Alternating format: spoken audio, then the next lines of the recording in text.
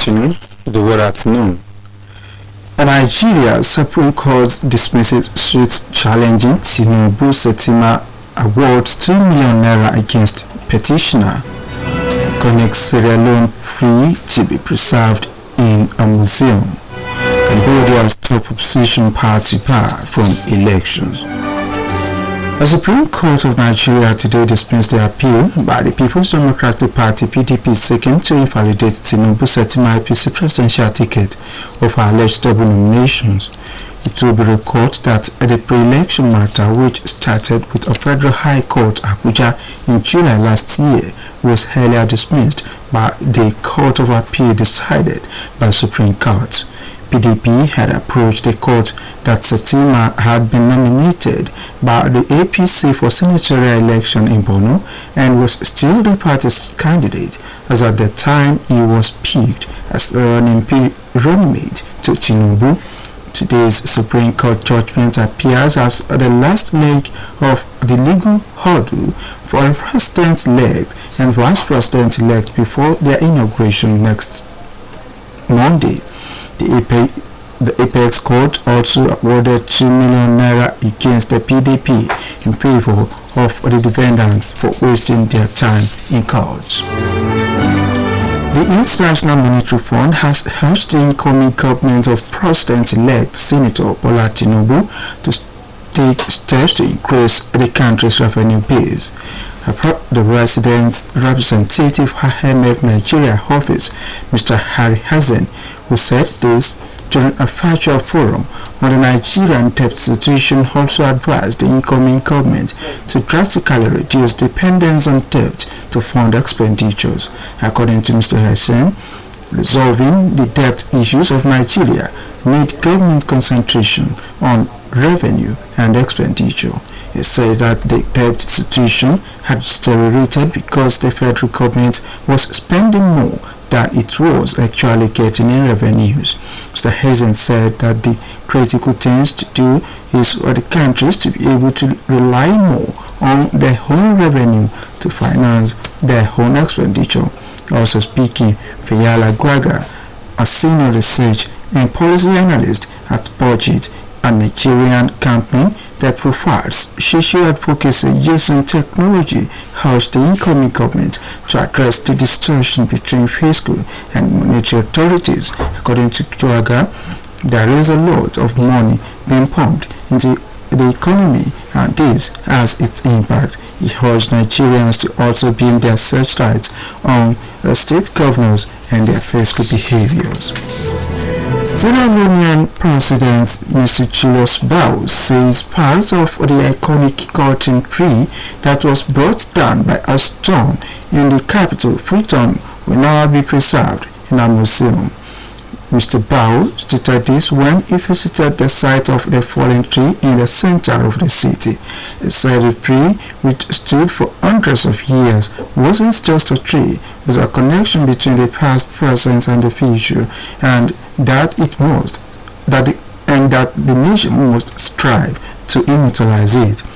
The president maintained that the preservation of the tree will be led by the Tourism and Cultural Affairs Ministry. He noted that the tree would serve as a reminder of the country's shared heritage and history. In South Africa, almost 100 nurses at Jubilee District Hospital in the region are calling on the Gauteng Department of Health to employ them permanently.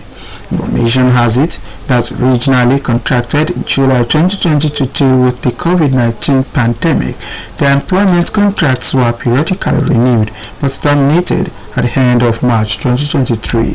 Report says the nurses have been sitting outside the hospital since Monday.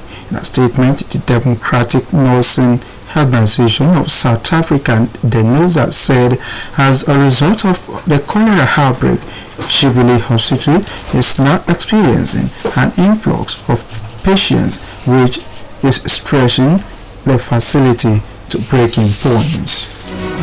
This is the Word at Noon, coming to you from Osun State Broadcasting Corporation, Force of the West Nigeria. Now a minute's message. Let your day be filled with delight. It will no doubt reflect in your dealing with others. Cambodia's top opposition party has been barred from participating in elections set for July after the Constitutional Council refused to overturn a decision not to register the party over a paperwork issue. The party, the so-called challenger to the governing Cambodian People's Party in the upcoming polls, lost its appeal because its complaint was deemed unlawful. The board says the decision is final and cannot be appealed. The National Election Committee on May 16 had refused to register the Candlelight Party, saying it failed to provide necessary documents. A spokesperson for the Candlelight Party, Mr. Kim Shok-Purit, said he regretted the decision since it denies the party's supporters nationwide from being able to vote for their verified candidates. The U.S. State Department also noted that it will not send official observers to witness the elections and is deeply troubled by the decision barring the Candlelight Party from participating. French police has charged 5 soldiers over the deaths of 27 people who drowned while trying to cross the English Channel on 24 November 2021. The report has it that the 27 people were among 9 people detained for questioning. They are accused of failing to help the striking boat. The disaster is the worst according to report of its kind on record. Information also has it that the migrants were mostly Iraqi Kurds from aged 7 to 46. News of the indictment was welcomed by a spokesperson for Utopia 56, an organization representing the migrants. It will record that a small craft sank shortly after leaving the French coast, leading to the death of all but 2 of those on board, comprising men, women, and children. Speaking at the time of the tragedy, the UN's International Organization for Migration said the disaster was the biggest single loss of life in the channel since it had begun collection theatre in 2014. The UK's then Prime Minister, Mr. Boris Johnson, said he was appalled by the incident, adding that his country would leave no stone unturned to stop human trafficking gangs. A 31-year-old man has been arrested after 4 people were killed in a rare shooting and stabbing attack in Japan. The alleged assailant stabbed a woman and shot 2 policemen with a hunting rifle in Nagano Prefecture, but a 4th death was later confirmed. Police have named the suspect as Mazanori Haruki, a son of the Speaker of Nakano City's Assembly. Gun violence remains extremely rare in Japan, despite the killing of ex-Prime Minister Shinzo Abe in July last year. Shootings of multiple police officers are even rare, with the last incidents taking place more than 30 years ago. According to the report, the motive behind the killing of a woman by the 31-year-old boy is yet to be cleared. And here again are the highlights of the World at Noon. The Supreme Court of Nigeria today dismissed the appeal by the People's Democratic Party (PDP) seeking to invalidate Tinubu Shettima APC presidential ticket with alleged double nominations. Sierra Leonean President Mr. Julius Bell says parts of the iconic cotton tree that was brought down by a storm in the capital Freetown will now be preserved in a museum. Cambodia's top opposition party has been barred from participating in elections set for July after the Constitutional Council refused to overturn a decision not to register the party over a paperwork issue. That was the World at Noon, edited by Olushola Egbedefo and delivered by Nathaniel Oyegoke. News talk by guest writer Atuatiamo calls on governments to do the needful to arrest the mass exodus of Nigerian brains, most especially medical experts.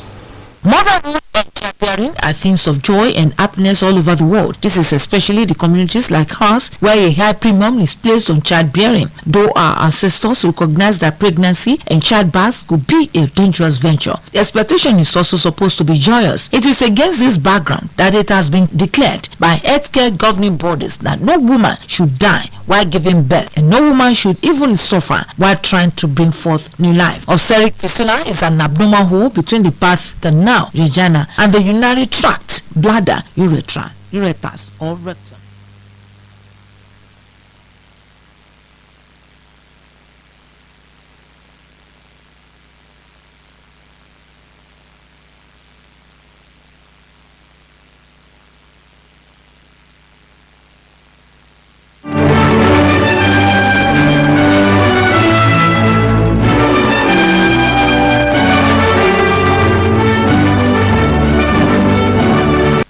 Mass movement of Nigerians to Western countries, most especially medical professionals for greener pastures, have continued unabated. The situation has assumed a national emergency status, and unless the situation is arrested, Nigeria as a country would bemoan its uncare attitude in the nearest future. Apart from economic miasma, uncertainties that permeate the country, kidnapping and banditry have assumed monumental proportion. Unemployment of youth is another factor propelling most of Nigerians' youth to embark on a hazardous journey to foreign land. Medical personnel have identified poor working conditions and low remuneration as reasons for migrating to nations with better working environment such as UK, US, and Canada, mostly for remuneration, opportunities for career progression, and overall improved quality of life. Paucity of healthcare resources and poor funding of the health sector, leading to frequent strikes, has also been identified as one of the factors affecting brain drain in Nigeria.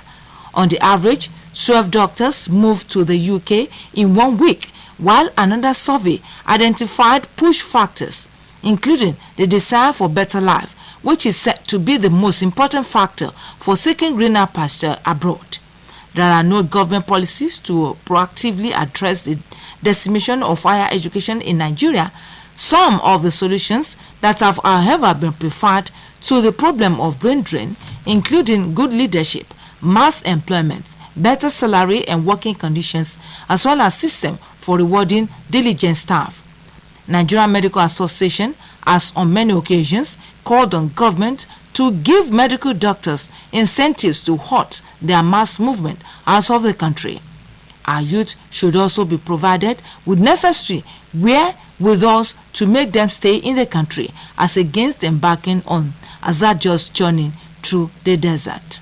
News Talk observes with dismay.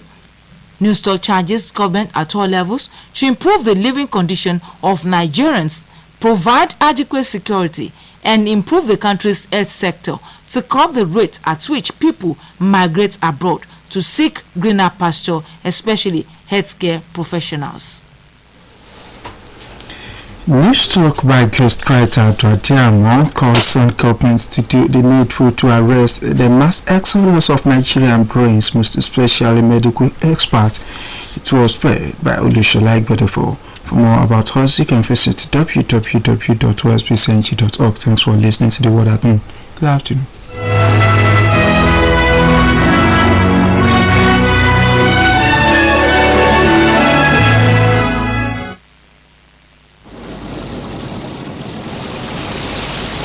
You're listening to the Live Neighborhood. Just like water, we are your indispensable companion.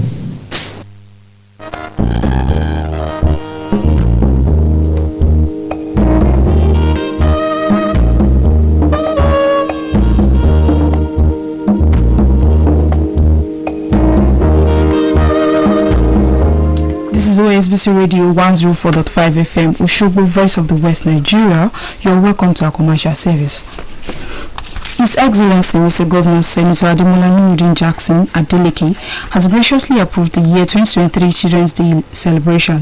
The theme for this year's celebration is the state of Nigerian children today, proper parenting for value reorientation and national consciousness.